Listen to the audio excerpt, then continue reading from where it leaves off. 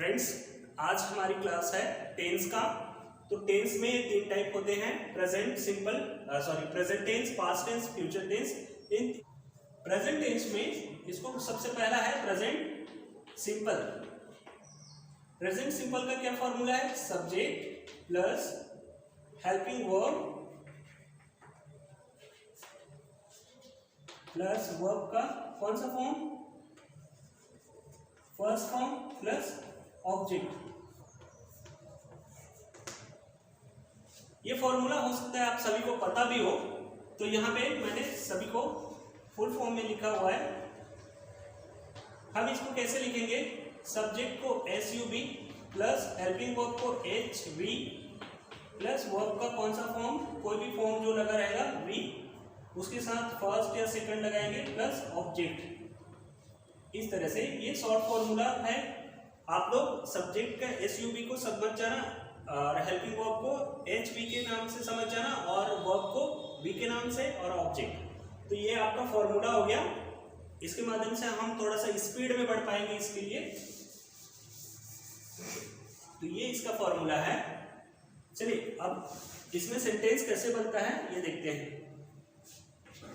Subject plus helping verb plus verb का first form plus object. तो मैंने formula यहाँ लिख दिया है। अब जैसे हम कोई सेंटेंस बनाते हैं, आई राइट अ नॉवेल, इस तरह से। तो यहाँ पे देखिए सब्जेक्ट आई राइट वर्ब, यहाँ पे ये अ नॉवेल क्या है? ऑब्जेक्ट है। तो यहाँ पे हेल्पिंग वर्ब नहीं दिख रहा है क्योंकि वो हिडन है। जब हम इसको निगेटिव या इंट्रोगेटिव सेंटेंस बनाएंगे तो ये आ जाएगा I don't write a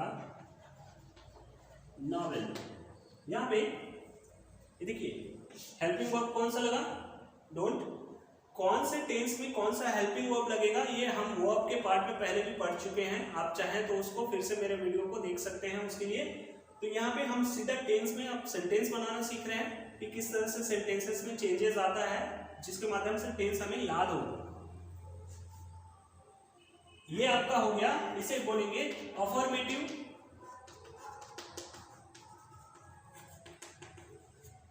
sentence. ये होगा आपका सेकंड निगेटिव सेंटेंस। इसके बाद इंट्रोगेटिव कैसे करेंगे? जो डू है, जो यहाँ पे हेल्पिंग वर्ब है, उसको क्या करेंगे? बाहर निकालेंगे। Do I right a novel, यहाँ पे, और यहाँ पे क्या लगेगा? Question mark. ये आपका हो जाएगा interrogative sentence. Do I right a novel, यहाँ पे फोर्थ जो है वो don't I right a novel, फिर इंट्रोडक्शन का साइन लगेगा क्वेश्चन मार्क का। यहाँ पे देखिए don't I right a novel. अब यहाँ पे मेनली मेरा बताने का मकसद ये है कि अभी तीन जो सेंटेंस अपन देखते हैं, अफर्मेटिव, नेगेटिव और इंट्रोगेटिव, ये बहुत कॉमन है। लेकिन इसको क्या बोलते हैं? इसको कन्फर्मेटिव आप बोलो।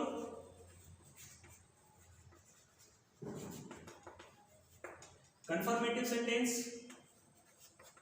जो अपनी ही बात को पूछने के साथ कंफर्म कर रहा है। यहाँ पे हिंदी में क्या होगा? आई राइट अ नॉवेल, मैं नॉवेल लिखता हूँ। I don't write a novel, मैं नॉवेल नहीं लिखता हूँ। Do I right a novel, क्या मैं नॉवेल लिखता हूँ? Don't I right a novel, क्या मैं नॉवेल नहीं लिखता हूँ? आप कंफर्म कर रहे हो, तो इस तरह से इसको क्या बोलेंगे? कन्फर्मेटिव सेंटेंस आप कह सकते हैं। तो ये आपका प्रेजेंट सिंपल हो गया। यहाँ पे हेल्पिंग वर्ब आपका प्रेजेंट सिंपल में क्या लगेगा? डू या डज। देखिए अगर आप इस तरह से इसको लिखते हैं तो आपको याद रहेगा, इजी होगा। सब्जेक्ट हेल्पिंग वर्ब, वर्ब का फर्स्ट फॉर्म, हेल्पिंग वर्ब कौन सा लगेगा? डू या डज, उसके बाद ऑब्जेक्ट। यहां पे एक रूल है, उसको आप चाहे तो नोट में लिख सकते हैं। यहां पे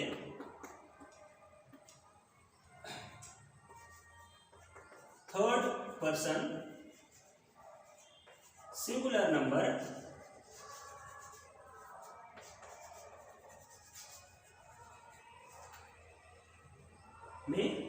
क्या लगता है, एस या ई एस, किसके साथ, वर्ब के साथ। ठीक है, तो थर्ड पर्सन सिंगुलर नंबर कौन सा होगा, ही सी इट। जैसे कोई नाम है नेहा,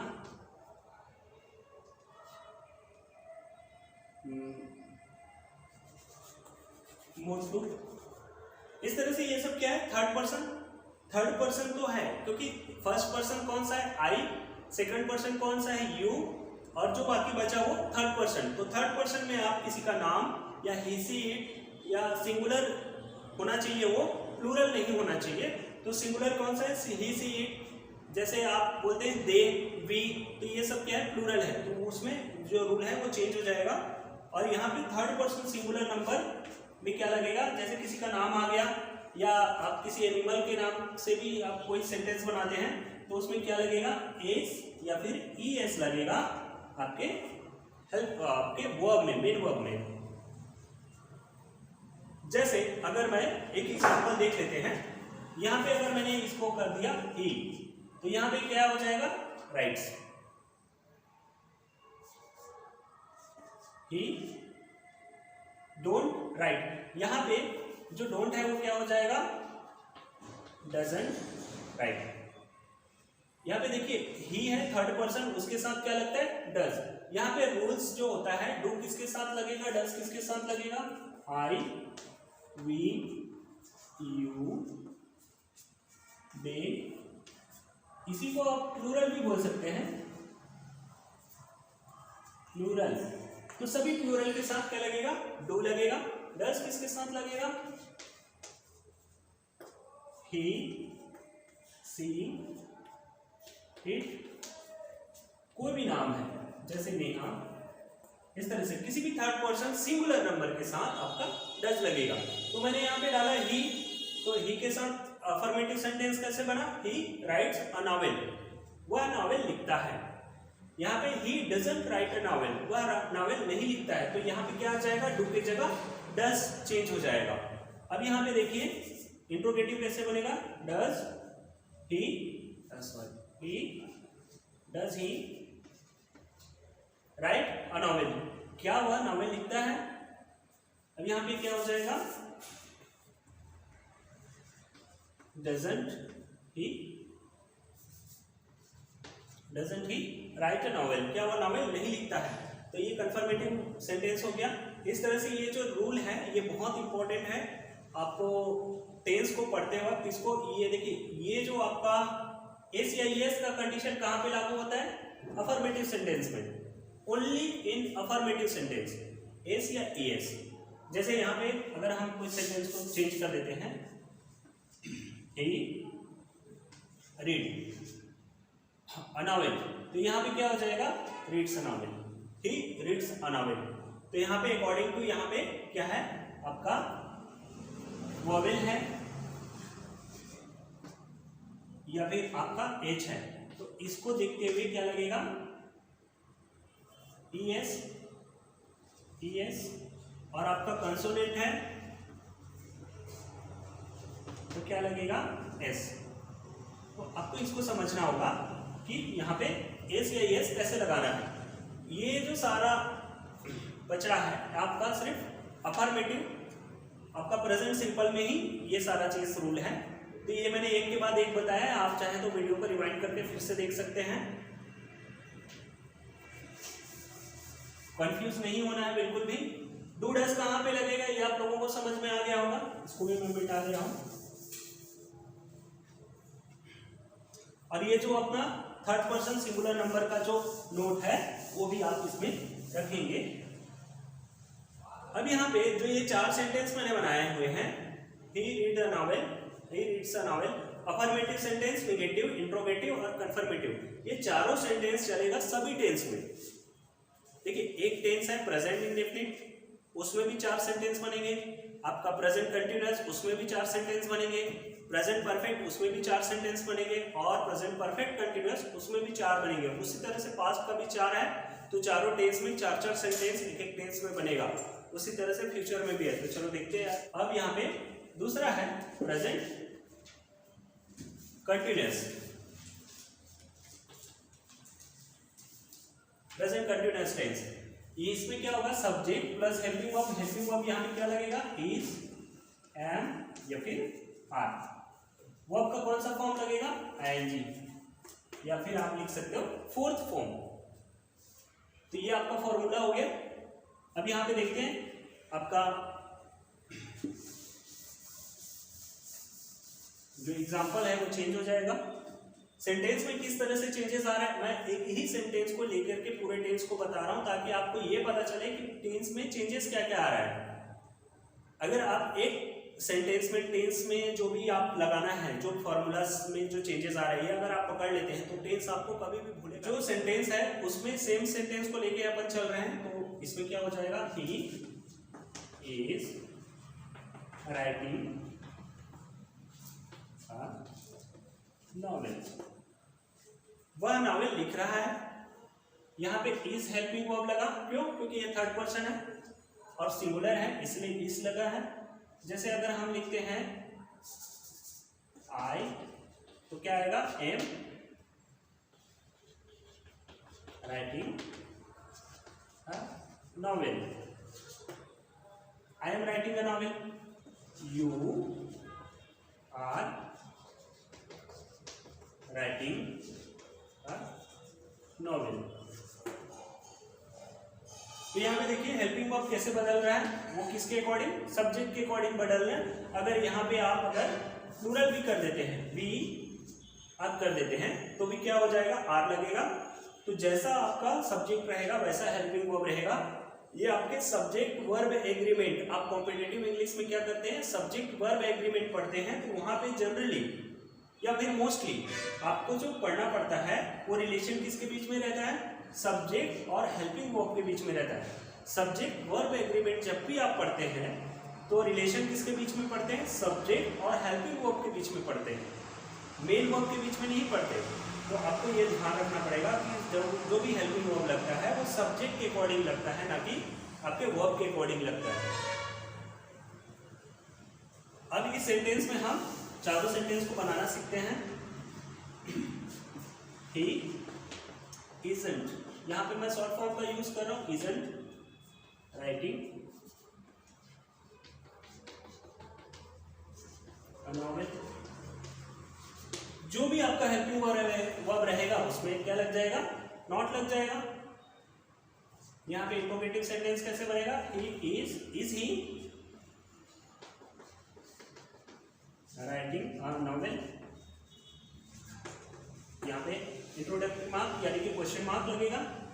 यहाँ पे कंफर्मेटिव क्वेश्चन कैसे बनाएंगे, sentence isn't he writing a novel. यहाँ पे फिर इंट्रोडक्शन का साइन लगेगा। इस तरह से देखिए, he is writing a novel, वह नॉवेल लिख रहा है। He is not writing a novel, वह नॉवेल नहीं लिख रहा है। Is he writing a novel, क्या वह नॉवेल लिख रहा है। Isn't he writing a novel, क्या वह नॉवेल नहीं लिख रहा है। यहाँ पे देखिए तीनों चारों जो सेंटेंस है उसमें किस तरह के चेंजेस आ रहे हैं, ये आपको पकड़ना है मेनली। उसके बाद आपको टेंस पानी जैसा याद हो जाएगा, बहुत मतलब इजी हो जाएगा आपके लिए। तो ये आपका हो गया प्रेजेंट कंटिन्यूअस एक ही सेंटेंस में।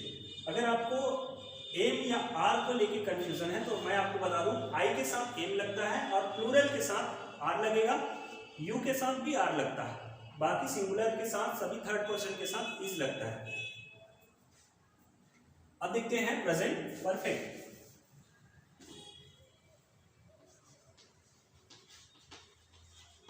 Present perfect tense, subject helping verb में क्या चेंजेस आएगा, हैव या फिर हैज। यहां पे क्या आएगा, वर्ब का थर्ड फॉर्म, जिसको हम क्या कहते हैं, पास्ट पार्टिसिपल। पास्ट पार्टिसिपल को ही हम थर्ड फॉर्म के नाम से जानते हैं, तो वही थर्ड फॉर्म है। तो इस तरह से आप इसको इस तरह से लिखेंगे तो आपके लिए इजी हो जाएगा।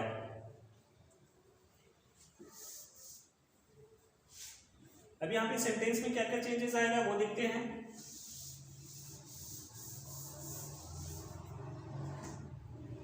He has written, यहाँ पे write, wrote, written third form है ये, तो आपका थर्ड फॉर्म लगेगा। He has written a novel। अब हैज किसके साथ लगेगा और हैव किसके साथ लगेगा, कुछ बच्चों को ये कंफ्यूजन होता है। तो यहां पे देखिए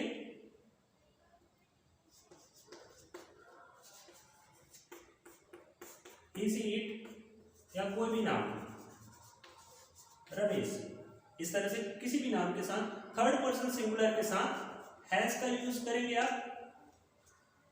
आई, वी, यू या कोई भी प्लूरल, इसके साथ किसका यूज करेंगे, हैव का। फिर से बता रहा हूं, ही, सी, इट, रमेश या कोई भी नाम सिंगुलर, उसके साथ हैज का यूज होगा। आई, वी, यू या कोई भी प्लूरल, उसके साथ हैव का यूज होगा। कुछ बच्चे जो स्पोकन में अच्छे होते हैं लेकिन उनका यहाँ पे कुछ मिस्टेक हो जाता है, तो इसको माइंड में रखेंगे। और आप देख भी सकते हैं जिसके साथ डज लगा है उसके साथ हैज लग रहा है, और जिसके साथ डू लग रहा है उसके साथ हैव लग रहा है। तो ये आपके लिए इजी हो जाना चाहिए इतना।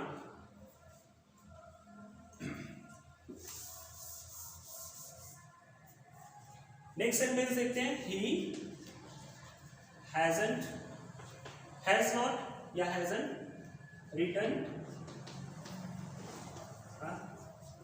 नॉवेल, वह नावल नहीं लिख चुका है। यहां पे क्या होगा, वह नावल लिख चुका है, वह नावल नहीं लिख चुका है। Interrogative sentence, has he written a novel,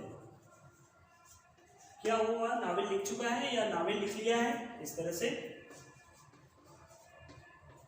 hasn't he written a novel, यहाँ पे देखिए कंफर्मेटिव सेंटेंस बन गया। Hasn't he written a novel, क्या हुआ है, नावल नहीं लिख चुका है या क्या हुआ, नावल नहीं लिख लिया है। तो इस तरह से आप सेंटेंस को बनाएंगे। मेरे ख्याल से इतना रूल काफी है। जैसे यहाँ पे एक सेंटेंस अपन क्या करते हैं, चेंज करके देख लेते हैं। जैसे मैंने कहा बॉयज, यहाँ पे फिर क्या आ जाएगा, बॉयज यहाँ पे क्या है, प्लूरल है, तो प्लूरल में क्या लगेगा, have. Boys have written a novel, लड़कों ने क्या लिखा, नॉवेल लिखा है। तो इस तरह से जैसे ही प्लूरल आएगा वैसे ही हैव लग जाएगा। तो आपको इसमें हैव या हैज में ध्यान देना है, फिर आपके लिए ये इजी है। नेक्स्ट टेंस को देखते हैं, प्रेजेंट परफेक्ट कंटिन्यूअस। देखिए यहां पे दो चीजें हैं, परफेक्ट भी है और कंटिन्यूअस भी है। तो आपको ये दोनों आपके फॉर्मूले में दिखेगा। सब्जेक्ट हेल्पिंग वर्ब कौन सा लगेगा, हैव बीन या हैज बीन। वर्ब का कौन सा फॉर्म लगेगा, आईएनजी फॉर्म प्लस ऑब्जेक्ट। यहां पे सब्जेक्ट हेल्पिंग वर्ब में हैव या हैज बीन, हैव बीन या हैज बीन। वर्ब का आईएनजी फॉर्म, क्यों, क्योंकि परफेक्ट है इसलिए हैव लग रहा है, कंटिन्यूअस इसलिए बीन लग रहा है, और यहाँ पे थर्ड फॉर्म क्यों लग रहा है, सॉरी ये आईएनजी फॉर्म क्यों लग रहा है, क्योंकि ये कंटिन्यूअस है। तो यहाँ पे परफेक्ट को भी कवर करना है और कंटिन्यूअस को भी कवर करना है। सेंटेंस में किस तरह से चेंजेस आएगा ये देखते हैं। He has been writing a novel। अब यहाँ पे इसको किस लिए लिखा जाता है या इस टेंस को क्यों पढ़ा जाता है, आपका जब किसी सेंटेंस में टाइम मेंशन करना हो तो उसके लिए क्या लगता है, सिंस या फिर फॉर। दोनों में से कोई एक लगेगा। जब सर्टेन होगा तो सिंस लगेगा और अनसर्टेन रहेगा तो फॉर लगेगा। जब सर्टेन रहेगा तो सिंस लगेगा, अनसर्टेन रहेगा तो फॉर लगेगा। फिर से बताओ, जब सर्टेन रहेगा तो टाइम सर्टेन रहेगा तो सिंस लगेगा और अनसर्टेन रहेगा तो फॉर लगेगा। तो इस तरह से इसमें टाइम का मेंशन होता है। He has been written writing a novel since Tuesday. वह मंगलवार से नावल लिखते आ रहा है। वह यहाँ 10 साल से रहते रहा है या 10 साल से रहते आ रहा है। इस तरह से आप सेंटेंस बनाते हैं। He has been living here since last 10 years।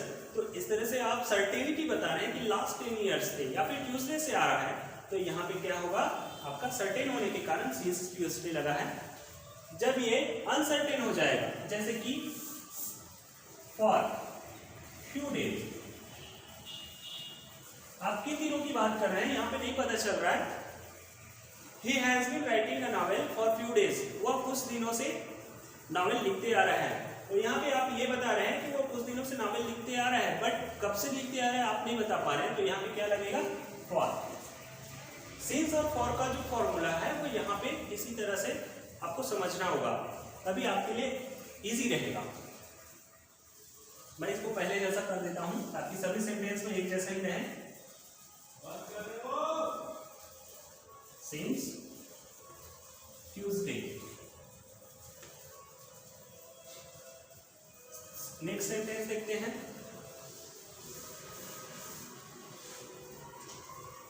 He hasn't been। यहाँ पे देखिए नॉट जो है वो पहले ही हेल्पिंग वर्ब में लगा हुआ है, बीन में नहीं लगेगा। तो आपको ये ध्यान रखना है, हैज बीन के बाद नॉट नहीं लगाना है, हैज में ही नॉट लगाना है। He hasn't been writing a novel since Tuesday। वह ट्यूसडे से नॉवेल नहीं लिख के आ रहा है। यहाँ पे आप इंट्रोगेटिव बनाने के लिए क्या करेंगे, सिर्फ हैज को बाहर निकालेंगे। Has he been writing a novel since Tuesday. यहाँ पे इंट्रोगेटिव साइन क्या हुआ, ट्यूसडे से नावल लिखते आ रहा है। इस तरह से आप क्वेश्चन कर रहे हैं। Hasn't he been। यहाँ पे देखिए कंफर्मेटिव सेंटेंस के लिए आपने क्या किया, hasn't, या फिर आप क्या लिखेंगे, has he not been। क्या लिखेंगे, has he not been। तो नॉट यहाँ आ जाएगा, यानी कि सब्जेक्ट के बाद आ जाएगा। जब आप इसको शॉर्ट फॉर्म में लिखते हैं तो एक साथ लिख देते हैं, कोई प्रॉब्लम नहीं है। Hasn't he been writing a novel since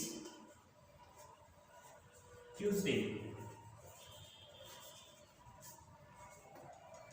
देखिए ये आपका सेंटेंस कंप्लीट हो गया। तो ये 4 सेंटेंस बनते हैं आपका, अफर्मेटिव, नेगेटिव, इंट्रोगेटिव, कन्फर्मेटिव।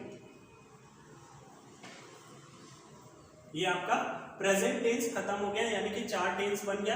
देखिए ये जो सेंटेंस बना है या हम जो पढ़ रहे हैं वो एक्टिव वॉइस के परस्पेक्टिव में पढ़ रहे हैं, यानी कि दोनों जो टेंस है उसमें आपका एक्टिव वॉइस पैसिव वॉइस जब हम पढ़ेंगे, कंफ्यूज नहीं होना है, सिर्फ मैं जानकारी के लिए बता रहा हूँ। जब हम एक्टिव वॉइस पैसिव वॉइस पढ़ेंगे तो हम इसी टेंस को फिर से रिवाइज करेंगे और उसको पैसिव वॉइस में चेंज करेंगे। तो ये आपका तरीका होता है किसी भी टेंस को याद करने का या समझने का। तो उसके बाद देखते हैं नेक्स्ट पास्ट टेंस। दूसरा है पास्ट। अब पास्ट टेंस में अपन जानते हैं तो इसमें क्या है, सीधा लगाना शुरू कर देते हैं। पास्ट में पास्ट सिंपल, पास्ट सिंपल को पास्ट इंडेफिनिट भी बोलते हैं। इंडेफिनिट शब्द का मतलब होता है अनिश्चित, यानी कि अनसर्टेन, क्योंकि उसमें जो सेंटेंस बनता है उसका कोई टाइमिंग नहीं होता है। चाहे प्रेजेंट से इंडेफिनिट की बात हो या फिर पास्ट इंडेफिनिट की या फिर फ्यूचर इंडेफिनिट की, कब वो उसके लिए बोला जा रहा है वो सर्टेन नहीं होता है, लेकिन पास्ट में बोला गया है इसलिए इसको पास्ट सिंपल भी बोलते हैं। इसका फॉर्मूला क्या होता है, फॉर्मूला है subject plus helping verb. Helping verb कौन सा लगेगा, ओनली डिड। उसके बाद वर्ब का कौन सा फॉर्म लगेगा, पहले तो सेकंड फॉर्म लगेगा, लेकिन जैसे ही डिड लगेगा वर्ब फर्स्ट फॉर्म में आ जाएगा। यहाँ पे ध्यान रखिए, फिर से बता रहा हूं चीजों को एकदम क्लियर कट समझिए। सब्जेक्ट हेल्पिंग वर्ब, वर्ब का सेकंड फॉर्म प्लस ऑब्जेक्ट, यही इसका फॉर्मूला है। लेकिन ये किसके लिए, सिर्फ अफर्मेटिव सेंटेंस के लिए, पहला सेंटेंस। लेकिन जैसे ही इसमें निगेटिव वर्ड बनाते हैं और डिड लगता है, या इंट्रोगेटिव वर्ड बनाते हैं और डिड लगता है, तो इसमें क्या हो जाता है, वर्ब का सेकंड फॉर्म जो है वो किसमें आ जाता है, फर्स्ट फॉर्म में चेंज हो जाता है। Keep this in mind, always you will learn this thing, always you will face this things कि आपको सेंटेंस जब बनाने होंगे तो आपको डिड के साथ सेकंड फॉर्म यूज नहीं करना है। चलिए देखते हैं, ही wrote a novel, he wrote a novel, वह नॉवेल लिखा, अनसर्टेन है कब लिखा पता नहीं, बट उसने नॉवेल लिखा। he did not, यहाँ पे हम did not को क्या बोलते हैं, didn't, he didn't write a novel। यहाँ पे मैंने कहा था जैसे ही डिड लगता है वैसे ही वर्ब का फर्स्ट फॉर्म आ जाता है। Did he write a novel, यहाँ पे interrogative sign, did he write a novel, क्या वह नॉवेल लिखा। यहाँ पे एक वर्ड आप यूज करते हैं हिंदी में, लिखता था, तो उसके लिए भी आप इसी सेंटेंस का, इसी वर्ड्स का, इसी सेंटेंस का यूज करेंगे। डिडंट, या फिर इसको बोलेंगे didn't he write a novel, क्या वह नॉवेल नहीं लिखता था, या क्या वह नॉवेल नहीं लिखा। आप कंफर्मेशन कर रहे हैं, कंफर्मेटिव सेंटेंस बना रहे हैं। तो यहाँ पे देखिए डिड, इसको आप डिडंट नहीं कहेंगे, इसको आप कहेंगे डिड, सॉरी डिडंट, या फिर आप अलग अलग लिखेंगे तो क्या हो जाएगा, did he not write letter, sorry novel. तो इस तरह से आपका ये पास्ट सिंपल टेंस में इतना ही है, कोई खास नहीं है, खाली अपने को थोड़ा सा यहाँ पे ध्यान रखना पड़ता है कि पहले जो अफर्मेटिव है इसमें सेकंड फॉर्म आएगा, और पूरे सेकंड फॉर्म का यूज सिर्फ इसी सेंटेंस में होता है और कहीं नहीं होता है। जैसे ही डिड लगता है फर्स्ट फॉर्म में आ जाता है, इसको आपको ध्यान में रखना है। फिर देखते हैं past,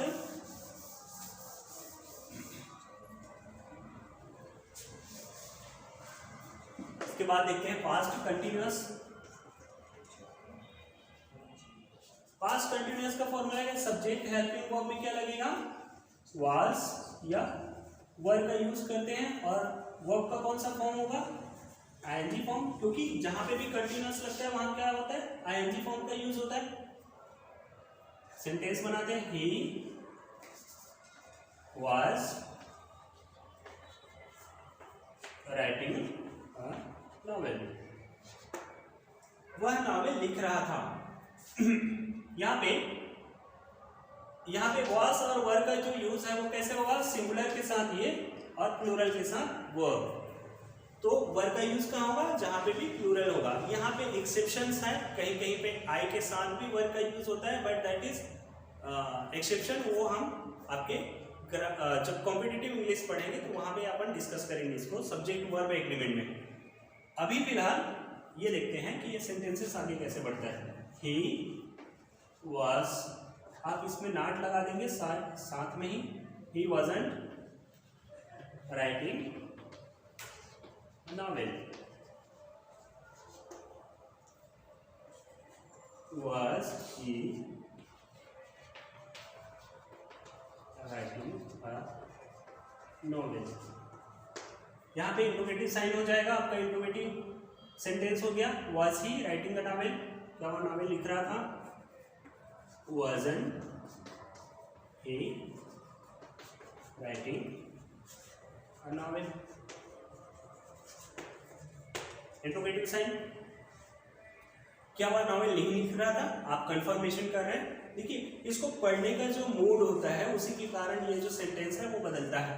he was writing a novel, वह नॉवेल लिख रहा था। ही वॉजंट राइटिंग अ नॉवेल, वह नॉवेल नहीं लिख रहा था। Was he writing a novel, क्या वह नॉवेल लिख रहा था। Wasn't he writing a novel, क्या वह नॉवेल नहीं लिख रहा था। इस तरह से आप सेंटेंस को प्रेशराइज करके पढ़ते हैं, यानी कि कंफर्म करते हैं। तो ये आपका हो गया पास्ट कंटिन्यूअस। पास्ट परफेक्ट देखते हैं।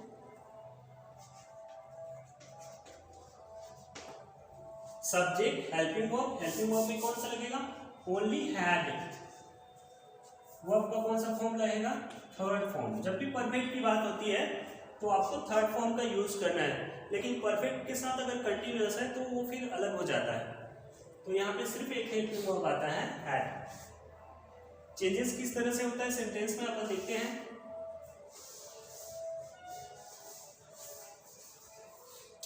He had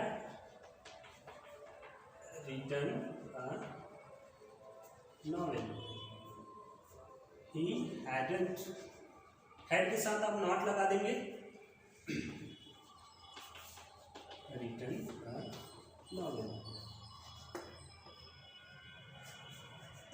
Had he written a novel? Hadn't he written a novel? इस तरह से ये आपका यहाँ पे भी इंट्रोगेटिव साइन में आ जाएगा। वह नावेल लिख लिया था, पास्ट की बात है, कभी और उसने लिखा था, काम खत्म हो चुका है। He had written a novel, he hadn't written a novel, यानी कि थर्ड फॉर्म चेंज नहीं होगा, वही का वही रहेगा। वह नावेल नहीं लिख चुका था। Had he written a novel, क्या वह नावेल लिख चुका था। Hadn't he written a novel, क्या वह नावेल नहीं लिख चुका था।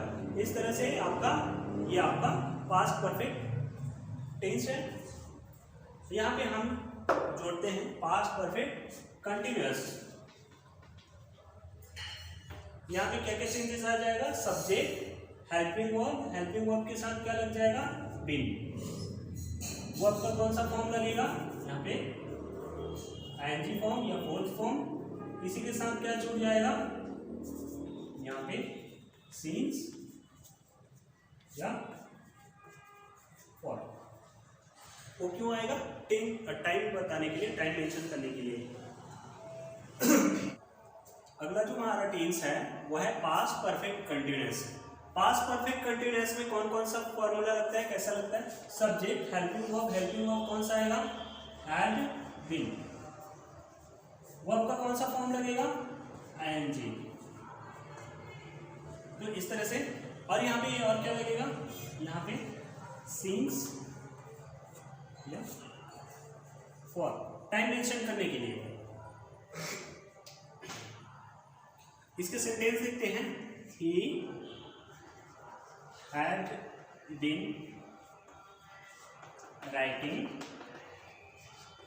a novel since last year. He had been writing a novel since last year. वह पिछले साल से नॉवेल लिखते आ रहा था। अब नावल का काम खत्म हो चुका है, यानी कि वो लिख चुका है, नावल कंप्लीट हो चुका है। तो इस तरह के सेंटेंस जो पास्ट का काम है वो खत्म हो चुका है, उसको बताने के लिए इस टेंस का यूज किया जाता है। और स्पेशली यहाँ पे सिंस या फॉर का यूज टाइम मेंशन करने के लिए होता है, कितने साल से या फिर कितने समय से चीजें होते आ रही है। से नेक्स्ट सेंटेंस देखते हैं। ही हैडंट बीन, यहाँ पे मैंने बताया था नॉट को कहाँ पे लगाना है, पहले हेल्पिंग वर्ब में लगाना है, प्राइम हेल्पिंग वर्ब में लगाना है, सपोर्टिव पे नहीं। तो यहाँ पे प्राइम हेल्पिंग वर्ब में आपका नॉट लग गया। फिर है writing a novel since last year. यहाँ पे इंट्रोडक्शन आप बनाएंगे, introductory sentence. Had he been writing a novel since last year? देखिए मैं आपके सामने सेंटेंस इसलिए बना रहा हूं ताकि यहाँ पे स्ट्रक्चर किस तरह से काम करता है ये आपको पता चले। क्या वह नावल लिख चुका था पिछले साल से या लिखते आ रहा था पिछले साल से, और यहाँ पे कंफर्मेटिव सेंटेंस कैसे बनेगा, हैडंट ही बीन, इसको इंट्रोगेटिव नेगेटिव भी बोलते हैं, मैं बार बार बता रहा हूँ। Hadn't he been writing a novel since last year. Introduction sign, Hadn't he been writing a novel since last years? क्या वो पिछले साल से नावल नहीं लिखते आ रहा था। इस तरह से इस सेंटेंस का मीनिंग होगा, ये आपका चारों सेंटेंस कंप्लीट हो गया आपका पास्ट परफेक्ट कंटिन्यूअस का। तो यहाँ पे इसके फॉर्मूलाज और ये इसके स्ट्रक्चर्स को अच्छे से आप लोग समझ लो ताकि आपको याद हो जाए। इसके बाद नेक्स्ट टेंस देखते हैं फ्यूचर। फ्यूचर में सबसे पहला टेंस है future simple tense. Future simple tense जो है वो उसमें कैसे हेल्पिंग वर्ब लगता है, किस तरह से काम करता है। सब्जेक्ट हेल्पिंग वर्ब में क्या लगेगा, विल या फिर शैल। वर्ब का कौन सा फॉर्म लगेगा, फर्स्ट फॉर्म। अच्छा यहाँ पे विल किसके साथ लगेगा और शैल किसके साथ, अगर ये कंफ्यूजन है तो मैं आपको बता देता हूँ। शैल जो लगता है आई और वी के साथ लगता है, बाकी किसी के साथ भी नहीं लगता है। विल सबके साथ लगेगा, बाकी सबके साथ। इस तरह से इसको याद रखना है। फ्यूचर सिंपल सेंटेंस का जो अपन सेंटेंस बनाते हैं, he will write a letter, sorry novel. He write novel, वह नॉवेल लिखेगा। He will not write a novel. यहाँ पे मैंने विल नॉट का यूज किया है फुल फॉर्म में, बट आप इसको विलंट नहीं करेंगे, यानी कि ये इस तरह से नहीं बनता है, इस तरह से नहीं बनता है, ये गलत है। इसका यूज कैसे करना है अपने को, won't. He won't write novel, वह नॉवेल नहीं लिखेगा। Will he write a novel, क्या वह नॉवेल लिखेगा। कन्फर्मेटिव सेंटेंस बनाते हैं, won't he write a novel. यहाँ पे इंट्रोडक्शन का sign question mark, won't he write a novel, क्या वह नॉवेल नहीं लिखेगा। इस तरह से आप सेंटेंस में कन्फर्मेशन कर रहे हो, यानी कि इंट्रोगेटिव निगेटिव बना रहे हो आप। तो इस तरह से ये आपका प्रेजेंट फ्यूचर सिंपल कंप्लीट हुआ। अब इसके बाद देखते हैं फ्यूचर कंटिन्यूअस। फ्यूचर कंटिन्यूअस में क्या क्या चेंजेस आ रहा है देखते हैं।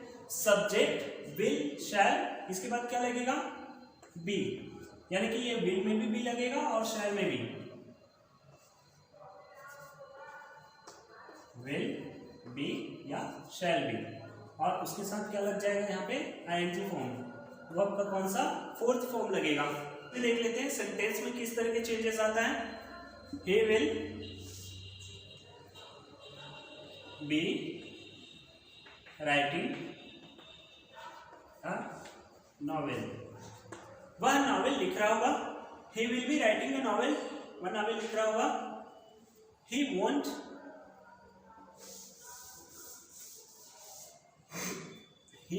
be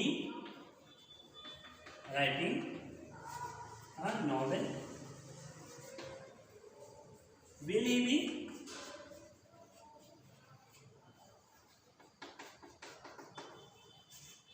writing a novel?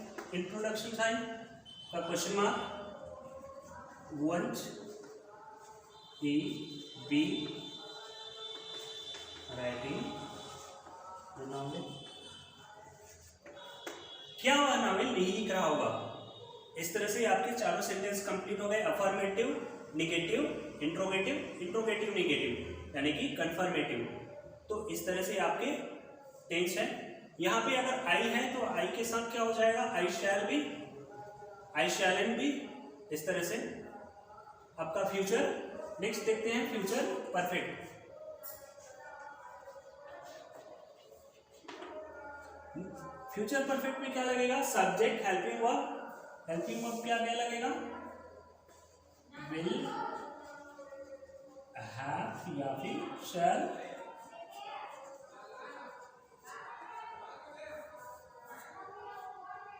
और आपका परफेक्ट के नाम से कौन सा फॉर्म लगेगा वर्ब का? थर्ड फॉर्म, यानी कि पास्ट पार्टिसिपल। अच्छा, इसमें कुछ बच्चे इस तरह से पूछते हैं कि सर विल के साथ हैव लगता है, हैज क्यों नहीं लगता, या शैल के साथ हैज क्यों नहीं लगता?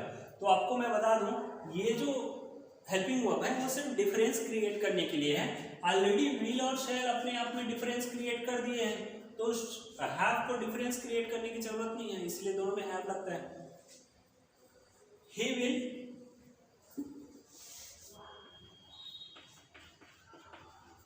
return a novel. He will, इसमें शॉर्ट फॉर्म में बनाते हैं, he won't have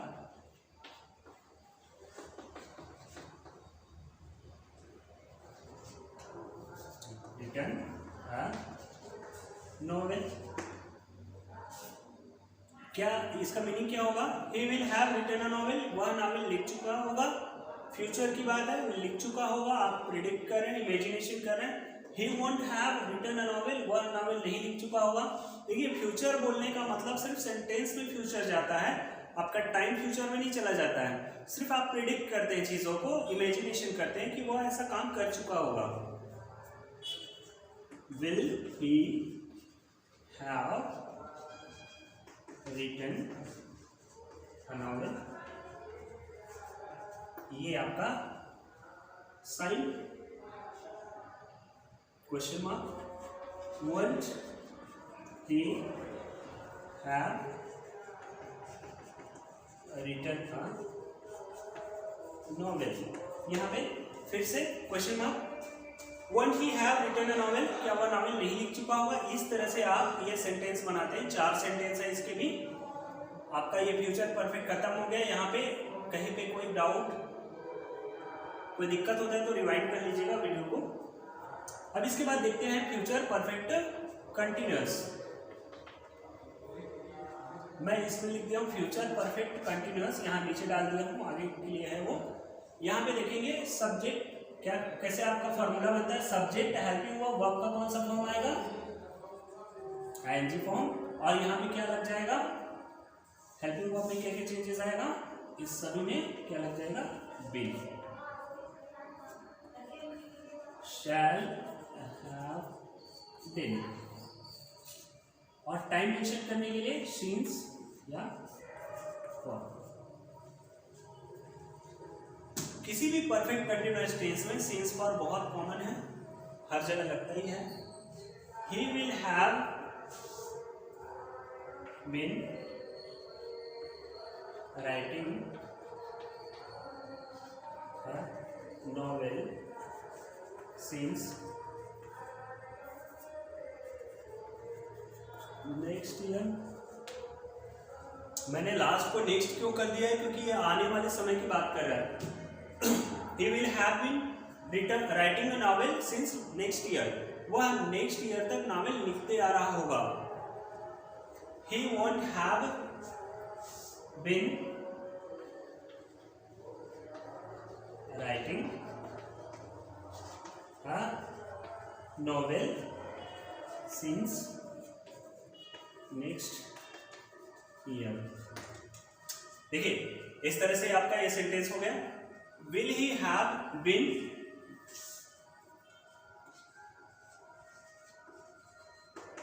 writing a novel since next year? यहां पे आप क्या लगाएंगे? Question mark.